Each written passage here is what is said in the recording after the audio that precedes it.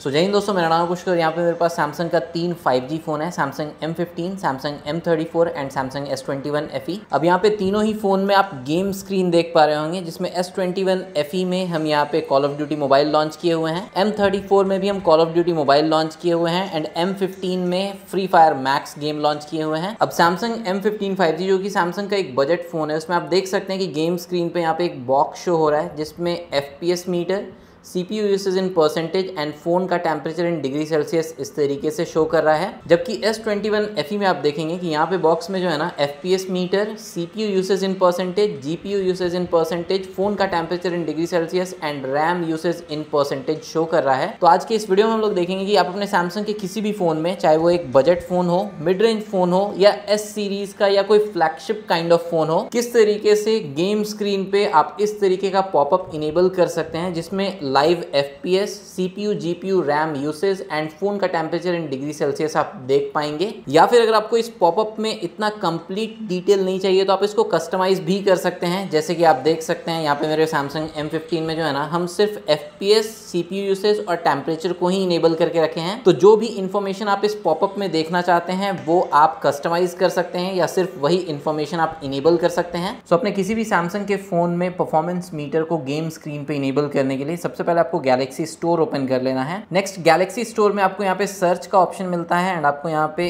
Game plugin search करना है। सो यहाँ पे हम गेम प्लगइन सर्च करते हैं तो सबसे पहला जो आपको रिजल्ट मिलेगा गेम प्लगइन, जो कि सैमसंग इलेक्ट्रॉनिक्स कॉर्पोरेशन लिमिटेड का एक डेवलप्ड प्लगइन है, इसको आपको इंस्टॉल कर लेना है। तो यहाँ पे आप देख सकते हैं कि गेम प्लगइन जो है वो इंस्टॉल हो गया, इसको हम ओपन कर लेते हैं। फिर आपको एग्री पे टैप करना है। अब यहाँ पे सैमसंग के फोन में गेमिंग एक्सपीरियंस को एनहांस करने के लिए आपको काफी सारा प्लगइन देखने के लिए मिल जाता है, सबका अलग अलग रोल है। जैसे अगर आप कोई शूटिंग गेम प्ले कर रहे हैं तो वहां पे बेटर एमिंग एक्सपीरियंस के लिए आपको एम असिस्ट एक प्लगइन मिलता है। नेक्स्ट यहाँ पे गेम बूस्टर प्लस प्लगइन मिलता है, जिसके हेल्प से आप अलग अलग गेम्स में किस तरीके का परफॉर्मेंस चाहिए उसको कस्टमाइज कर सकते हैं। लाइक किसी गेम में आपको बेटर ग्राफिक क्वालिटी चाहिए, किसी गेम में आपको बेटर FPS चाहिए, तो वो सारा ऑप्शंस जो है ना आप गेम बूस्टर प्लस प्लगइन के हेल्प से कस्टमाइज कर सकते हैं। नेक्स्ट अगर आप ड्यूरिंग गेमिंग कोई जिफ इमेज या जिफ फाइल क्रिएट करना चाहते हैं तो वो आप इस जिफ क्रिएटर प्लगइन के हेल्प से कर सकते हैं। फिर यहाँ पे आपको परफॉर्मेंस Z प्लगइन मिलता है, जिसके हेल्प से आप परफॉर्मेंस मीटर इनेबल कर सकते हैं, जो हम लोग वीडियो में आगे देखेंगे। बाकी अगर आप चाहते हैं कि इन सारे प्लगइन पे एक डिटेल्ड वीडियो हम आपके साथ शेयर करें तो आप कमेंट सेक्शन में बताइएगा। फिलहाल जो है ना हम यहाँ पे परफॉर्मेंस Z वाला जो प्लगइन है इसको यहाँ से डाउनलोड कर लेते हैं।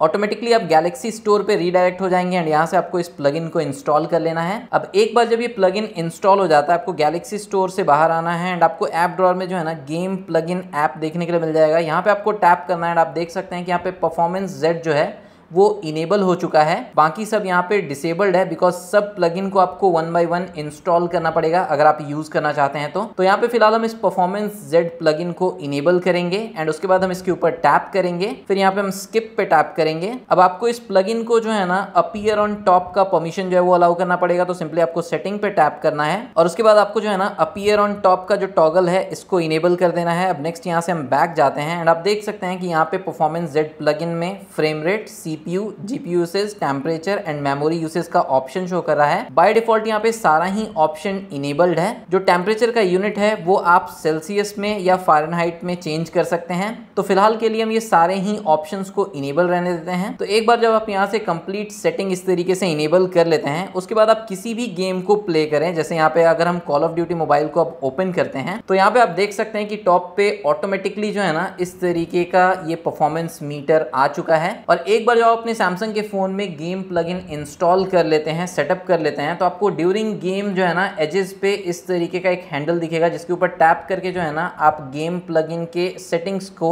ऑप्शंस को इस तरीके से इनेबल कर सकते हैं। अब अगर आप चाहें तो गेम प्लगइन के हैंडल को डिसेबल कर सकते हैं। तो सबसे पहला जो रो है वो गेम प्लगइन का सेटिंग है और यहाँ से आप चाहें तो गेम प्लगइन के हैंडल को डिसेबल कर सकते हैं। अब आप देख सकते हैं कि यहाँ पे एजेस पे कोई भी हैंडल शो नहीं कर रहा है। वापस से अगर आपको गेम प्लगइन के हैंडल को इनेबल करना है तो आपको गेम प्लगइन में आना होगा एंड यहाँ पे जो है ना आपको गेम प्लगइन में 3 डॉट्स पे टैप करना है, सेटिंग में जाना है एंड यहाँ से आप शो एज प्लगइन पैनल को इनेबल कर दीजिएगा। इसके बाद वापस से अगर हम गेम स्क्रीन में जाते हैं तो यहाँ पे आप देखेंगे कि वापस से हैंडल जो है वो इनेबल हो गया। टैप करेंगे तो यहाँ पे जो भी ऑप्शंस था वो वापस से आने लगा। अब नेक्स्ट यहाँ पे इस परफॉर्मेंस मीटर के बारे में बात करते हैं। तो जैसे इसके ऊपर हम टैप करेंगे इस तरीके से मिनिमाइज हो जाता है, जैसे इसके ऊपर हम वापस से टैप करेंगे इस तरीके से एक्सपेंड हो जाता है। अब नेक्स्ट यहाँ पे अगर हम फिर से गेम प्लगइन के हैंडल पे टैप करते हैं तो ये जो सेकंड रो है इसमें जो भी ऑप्शन है परफॉर्मेंस मीटर से रिलेटेड है, जिसमें सबसे पहला जो ऑप्शन है इसमें आप देख सकते हैं कि आप किसी भी ऑप्शन को कस्टमाइज कर सकते हैं, जैसे कि FPS को आप यहाँ से डिसेबल कर सकते हैं। अब इस परफॉर्मेंस मीटर में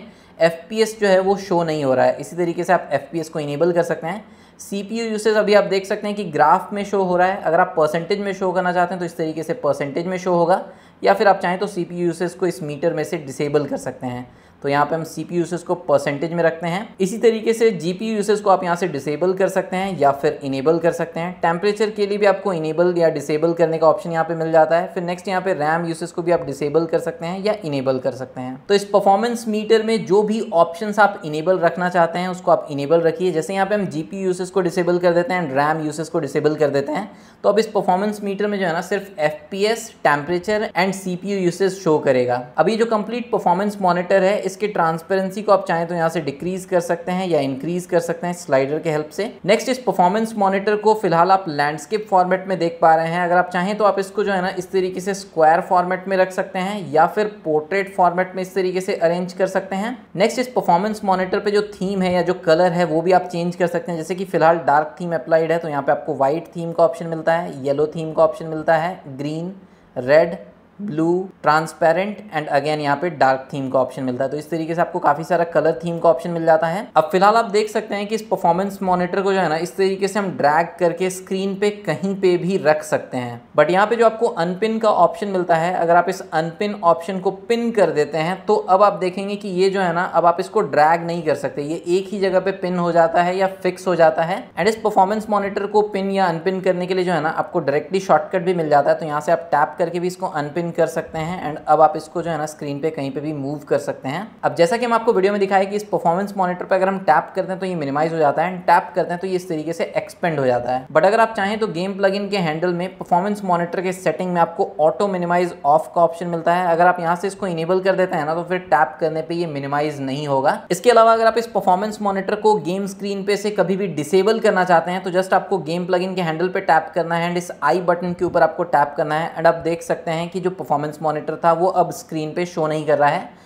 वापस से अगर आपको इनेबल करना है तो फिर से आपको इस आई बटन के ऊपर टैप करना है एंड परफॉर्मेंस मॉनिटर जो है वो स्क्रीन पे वापस आ चुका है। इसी तरीके से इस परफॉर्मेंस मॉनिटर का जो लेआउट है ना वो भी डायरेक्टली आप यहाँ से चेंज कर सकते हैं। टैप करके आप इसको स्क्वायर फॉर्मेट में कर सकते हैं, फिर नेक्स्ट टैप करके आप इसको पोर्ट्रेट फॉर्मेट में कर सकते हैं एंड फिर वापस से आप इसको लैंडस्केप मोड में कन्वर्ट कर सकते हैं। एंड ये जो परफॉर्मेंस मॉनिटर है ना ये आपके सारे ही गेम्स पे वर्क करेगा। तो सिंपली जैसे यहाँ पे हम कॉल ऑफ ड्यूटी को क्लोज किए एंड नेक्स्ट यहाँ पे जो है ना हिल क्लाइंब रेसिंग एक बेसिक गेम ओपन कर लेते हैं एंड आप देख सकते हैं कि जैसे ही हम इस गेम को ओपन किए ऑटोमेटिकली यहाँ पे ये जो परफॉर्मेंस मॉनिटर है वो आ चुका है।